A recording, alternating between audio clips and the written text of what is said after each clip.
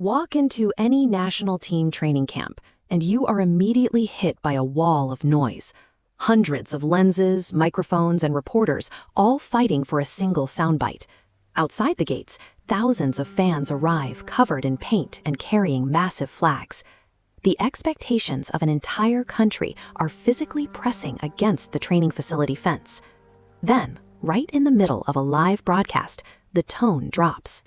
A reporter interrupts a standard greeting to deliver an urgent bulletin.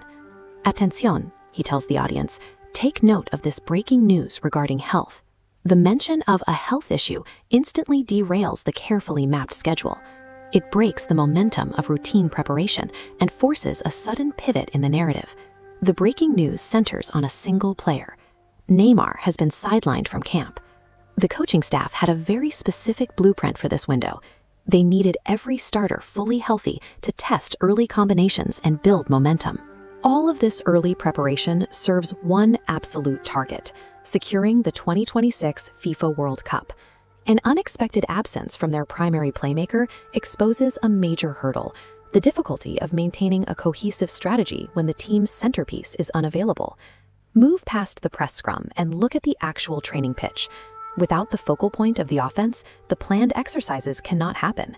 This vector diagram illustrates a concept known as offensive geometry. Modern football teams map their attacking routes and passing lanes around a central primary playmaker. Remove that specific player, and the rehearsed geometry breaks down into a disorganized spread of disconnected shapes. For the coaching staff, this creates a logistical nightmare. They have to scrap the day's primary syllabus and invent entirely new training drills right there on the grass. Losing Neymar to a health issue resets the team's tactical development, forcing them to spend limited training hours solving a personnel gap rather than refining their play.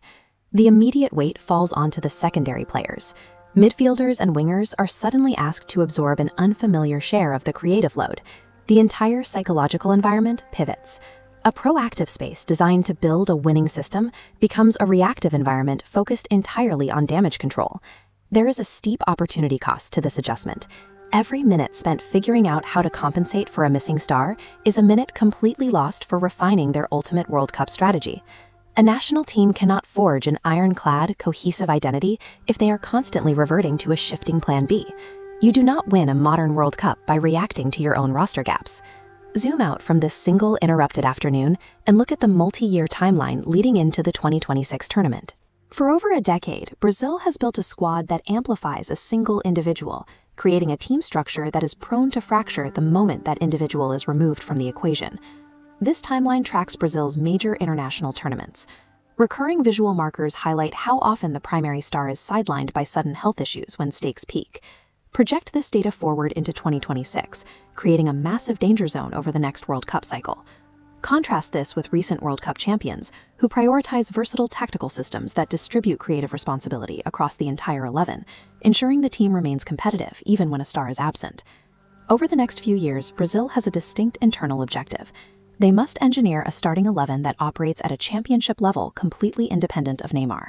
That brief medical bulletin from the training camp serves as a direct warning sign. Brazil's greatest obstacle to a 2026 victory is their reliance on a foundation that keeps cracking.